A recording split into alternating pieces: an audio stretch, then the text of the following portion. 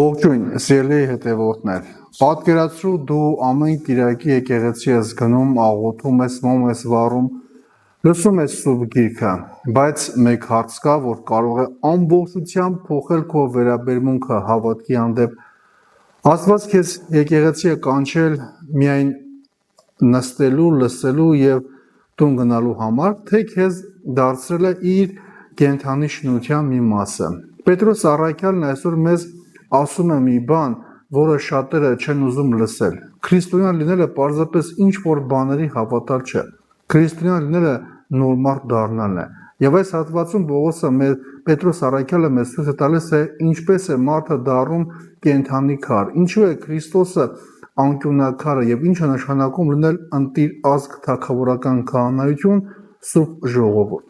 Ու այսօր մի հարցով սկսենք, եթե քո հավատքը երբեք չի փոխում քո բնավորությունը, արդյոք այն իսկապես կենդանի հավատք է։ Պետրոս առաքյալը Հիսուս Քրիստոսի ձեզ պանդուխտներից, որ Պոնտոսի, Գաղատիայի եւ Կապադովկիայի, Ասիայի ու Բիթանիայի սփյուռքում եք, ըստ Հայր Աստծո կանխագիտության, հոգու սրբագործումով Հիսուս Քրիստոսին հնազանդվելու եւ նրա արյան հեղումով ցողվել մաքրվելու համար, շնորհը եւ խաղաղությունը թող շատանան ձեզ վրա։ Օրհնյալ է Աստված եւ մեր Հայրը, մեր Տեր Հիսուս Քրիստոսի, որ առատ ողորմությամբ մեռելներից Հիսուս Քրիստոսի հարությամբ մեզ վերցնին ծնած կենդանի հույսի համար, ծնեց անեղծ եւ անարատ ու անթառամ ժառանգության համար, որ պահված է երկնքում ձեզ համար, որ Աստծո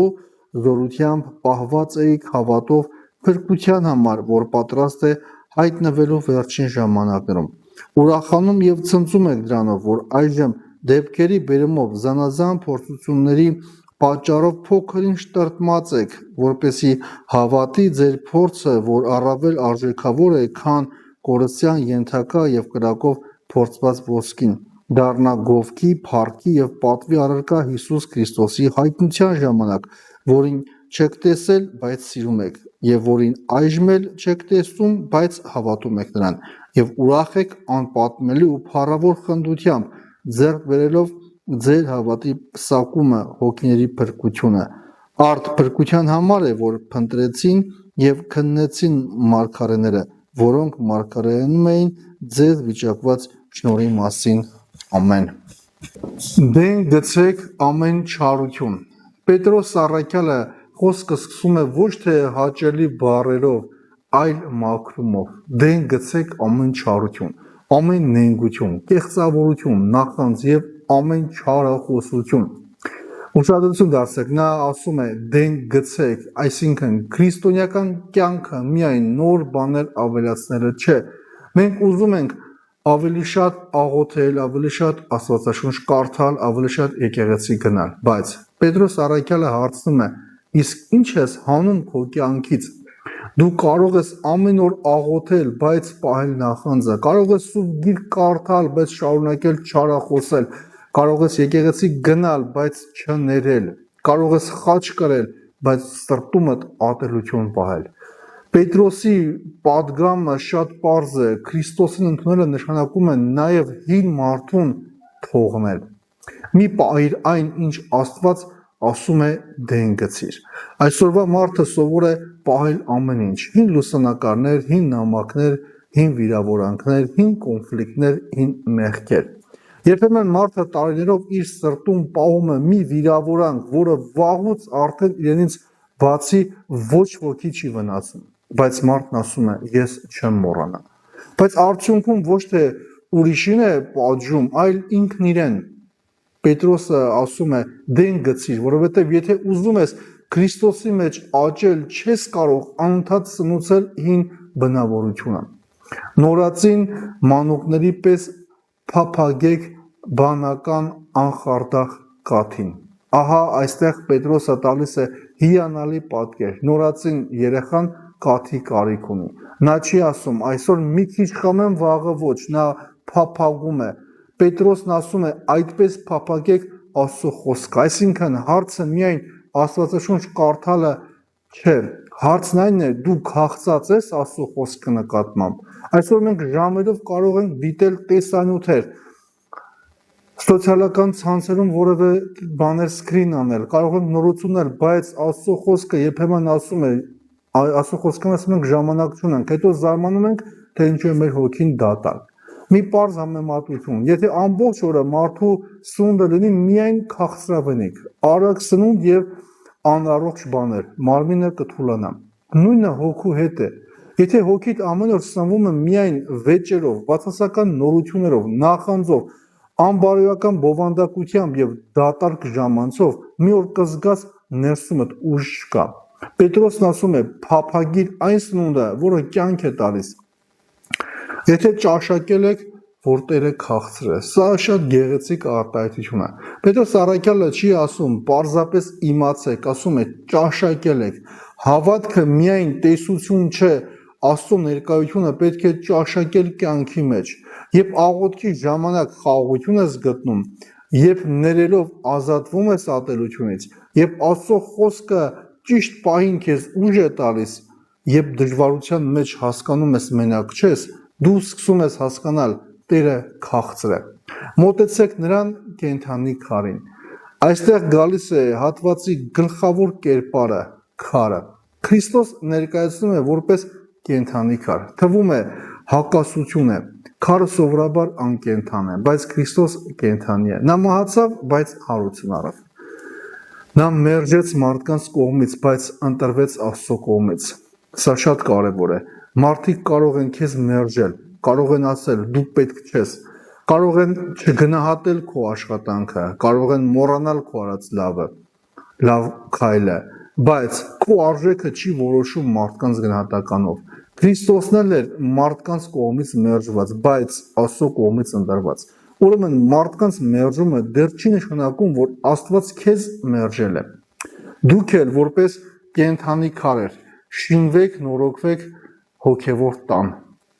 Սա հրաշալի պատկեր է։ Եկեղեցին պարզապես շենք չէ։ Եկեղեցին միայն քարերով կառուցված պատերը չեն։ Եկեղեցին մարդիկ են։ Դու կենդանի քար ես, ես կենդանի քար եմ, մյուսը կենդանի քար է, եւ բոլորը միասին հոգևոր տուն, բայց այստեղ մի կարևոր բան կա։ Քարը միայնակ շենք չի դառնում, եւ այն պետք է տեղ ունենա շինության մեջ։ Այսինքն քրիստոնեությունը անհատական ես ու Աստված գաղափարով չի ավարտվում։ Քրիստոնեական կյանքը նաև համայնք է, ծառայություն է, պատասխանատվություն է։ Այսօր սա հատկապես կարևոր է։ Մենք ապրում ենք անհատապաշտության դարում։ Ես իմ կյանքով կապրեմ, ինձ ոչ ոք պետք չի, իմ հավատքը միայն իմ անձնական գործն է, ես իմ հավատք, ես իմ մեջ իմ Աստվածն ունեմ, բայց Պետրոսն ասում է դու կենդանի քար ես ընդհանուր տան մեջ։ Եթե դու հեռանում ես, ամբողջ շինությունը կորցնում է իր մի մասը։ Եկեղեցին քեզ քո պետքն ունի, դու քո աղոթքը կարիք ունի, քո ծառայության կարիք ունի, քո սիրո կարիք ունի։ Ահա ես դնում եմ Սիոնում ընտրյալ պատվական անկյունակար։ Քրիստոսը անկյունակարն է։ Հին շինարարության մեջ անկյունակարը շատ կարևոր էր։ Այն որոշում է շինության ուղղությունը եւ հիմքը։ Այսինքն, եթե Քրիստոսը անկյունակարն է, ապա մեր կյանքը պետք է նրա շուրջը հավասարվի։ Այսօր մարդիկ իրենց կյանքի անկյունակարը տարբեր բաներ են դարձնում։ Մեկի համար փողը, մյուսի համար կարիերան, մեկ ուրիշի համար ընտանիքը, ուրիշի համար սեփական հեղինակությունը։ Բայց երբ այդ բաներից մեկը ցնցվում է, ամբողջ կյանքը փլվում է։ Եթե Քրիստոսն է անկյունակարը, նույնիսկ կորուստների ժամանակ ամբողջ շենքը չի փլվում։ Քեզ համար քո որ հավատում ես, նա պատվական է։ Քրիստոսի արժեքը կախված չէ հասարակական կարծիքից։ Եթե ամբողջ աշխարհն ասի Քրիստոս պետք չէ, դա չի փոխում նրա ով լինելը։ Եթե բոլորը մերժեցին հավատքը, ճշմարտությունը չի դառնում կեղծ։ Պետրոսը հիշեցնում է. Քրիստոսը անկյունակար է։ Հարցն այն է, դու նրան քո կյանքի անկյունակարն ես համարում, կամ դարձել ես քո կյանքում Քրիստոսին անկյունակար։ Ընտիր ազգ թագավորական քահանայություն սուրբ ժողովուրդ։ Սա հատվածի ամենահզոր խոսքերից մեկն է։ Պետրոսը քրիստոնյաներն ասում է. դուք պարզապես հավատացյալների խումբ չեք, դուք ընտրված ժողովուրդ եք, դուք թագավորական քահանայություն եք, դուք սուրբ ժողովուրդ եք։ Բայց ինչու՞։ Որպեսզի հռչակեք նրա առաքինությունները, ով խաբարից կանչեց ձեզ դեպի իր սքանչելի լույսը։ Այսինքն ընտրված լինելը արտոնություն չէ միայն, ընտրված լինելը առաքելություն է։ Եթե Աստված քեզ լույսի մեջ է բերել, դու պետք է լույսը ցույց տաս ուրիշներին։ Որպեսզի հռչակենք, ահա այստեղ հավատքը դուրս է գալիս եկեղեցու պատերից։ Քո աշխատանքում, քո ընտանիքում, քո հարևանի հետ, քո ընկերների շրջանում, քո սոցիալական էջերում, քո վարքի մեջ, քո խոսքերում մարդիկ գուցե երբեք Աստվածաշունչ չկարդան, բայց կարդան քո կյանքը։ Եվ այստեղ շատ սուր հարց է առաջանում։ Եթե մարդիկ քեզ նայելով փորձեն հասկանալ, թե ով է Քրիստոս, ինչ կտեսնեն։ Սեր, խոնարհություն, ներողամտություն, թե հպարտություն, բարկություն, դատապարտում եւ կեղծավորություն։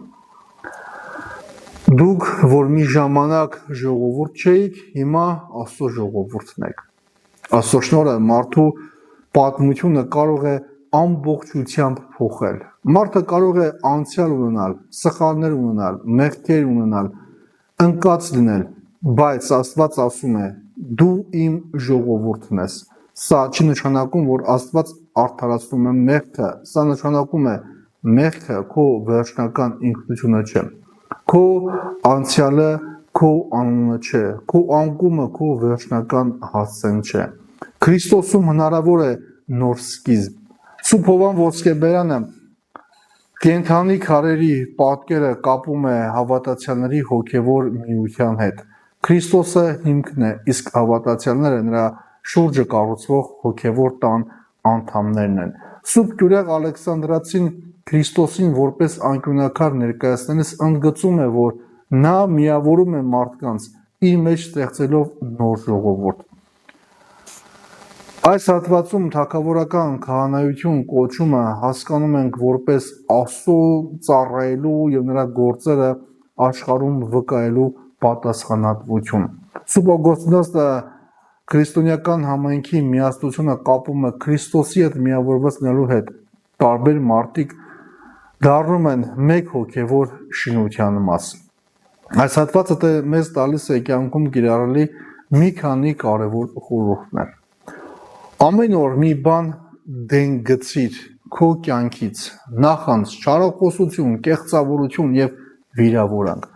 Սուրբ Գիրքը կարդա ոչ թե պարտականությունից, այլ հոգևոր քաղցով։ Քո կյանքի անկյունաքարը դարձրու Քրիստոսին, ոչ թե փողը կամ մարդկանց կարծիքը։ Մի մտածիր, ես ոչ մեկին պետք չեմ։ Դու կենդանի քար ես Քրիստոսի շինության մեջ։ Քո շնորհներն օգտագործիր ծառայելու համար։ Թույլ մի տուր, որ սոցիալական ցանցերը դառնան քո հոգու հիմնական սնունդը։ Երբ քեզ մերժում են, հիշիր, Քրիստոս էլ մերժվեց մարդկանց կողմից։ Քո ընտանիքում եղիր Քրիստոսի լույսի վկայությունը։ Մի ապրիր անցյալի գերին, Աստծո շնորհը նոր կյանք է տալիս։ Ամեն օր հարցրու, իմ կյանքով այսօր ես Աստծո լույսը ցույց տվեցի ինչ-որ մեկին։ Սիրելի հավատավոր հետևորդներ, Պետրոս առաքյալի առաջին ընդհանրական նամակի 2-րդ գլխի 1-ից 10-րդ համարները մեզ ասում է. դու պարզապես եկեղեցի գնացող մարդ չես, դու կենդանի քար ես։ Քրիստոսը անկյունաքարն է, եկեղեցին հոգևոր տունն է։ Դու այդ տան մի մասն ես։ Ուրեմն մի ասա, ինչ կարող եմ անել, հարցրու, որտեղ կարող եմ ես ծառայել։ Մի ասա, ոչ ոք ինձ չի գնահատում, հիշիր, քո արժեքը որոշվում է ոչ թե մարդկանց կարծիքով, այլ Քրիստոսով։ Մի ասա, ես իմ անցյալն եմ, Քրիստոս ասում է, դու իմ ժողովուրդն ես։ Մի ասա, ես սովորական մարդ եմ, Պետրոսն ասում է, դուք ընտիր ազգ եք, թագավորական քահանայություն, սուրբ ժողովուրդ։ Բայց հիշիր, այս կոչումը ոչ թե հպարտանալու համար է, այլ լույս դառնալու համար։ Այս աշխարհում, որտեղ շատ մարդիկ ապրում են խավարի, վախի, նախանձի եւ անտարբերության մեջ, Աստված քեզ կանչել է լույս ցույց տալու։ Ուրեմն այսօր եւ դուրս գաս այս տեսանյութից մի բան հիշիր. Քրիստոս քեզ չի կանչել պարզապես իր մասին լսելու, նա քեզ կանչել է իր մեջ ապրելու։ Եվ եթե նա քո կյանքի անկյունակարն է, ապա նույնիսկ փոթորիկները չեն կարող վերջնականապես փլել քո շինությունը։ Դու կենդանի քար ես, Քրիստոսը անկյունակարն է, իսկ քո կյանքը նրա լույսը, աշխարհին ցույց տալու հնարավորություն։ Սիրելի հավատավոր հետևորդներ, եթե օգտակար եղավ ձեզ այս տեսանյութը, կարող եք հավանել մեկնաբանության բաժնում, գրել ձեր կարծիքը, բաժնորդագրվել մեր YouTube-յան ալիքին եւ այս տեսանյութը ուղարկել քո բոլոր քրիստոնյա բարեկամներին, դրանց եւս հաղորդակից դարձնելու Աստծո խոսքին։ Աստված օրհնի բոլորիդ։